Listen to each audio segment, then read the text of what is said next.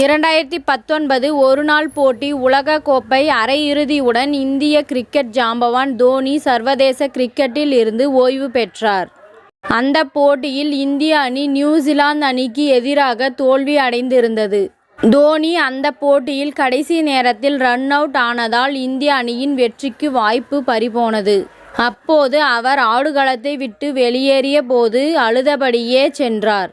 பின்னர் எந்த சந்தர்ப்பத்திலும் அந்த போட்டி குறித்து தோனி மனம் திறந்து பேசவில்லை.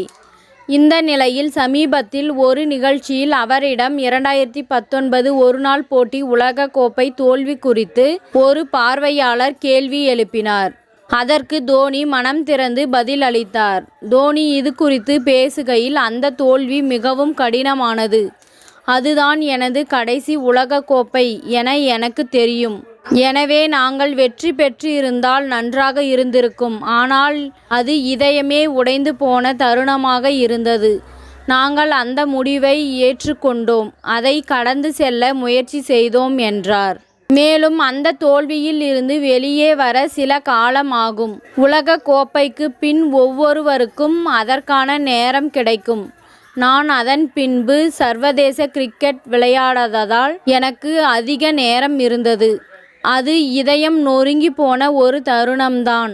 அதே சமயம் நாம் அதில் இருந்து வெளியே வந்துதான் ஆக வேண்டும். நீங்கள் அதில் வெற்றி பெறவில்லை, அதை ஏற்றுக்கொண்டு அதிலிருந்து வெளியே வர முயற்சி செய்ய வேண்டும் என்றார் தோனி. இத்துடன் இந்த செய்தி முடிவடைகின்றது. நன்றி, வணக்கம். மீண்டும் அடுத்த வீடியோவில் சந்திப்போம். மேலும் இதுபோன்ற சுவாரஸ்யமான தகவல்களை அறிய தமிழ் சிறை சேனலை சப்ஸ்கிரைப் பண்ணுங்க, ஷேர் பண்ணுங்க, லைக் பண்ணுங்க மற்றும் கமெண்ட் பண்ணுங்க.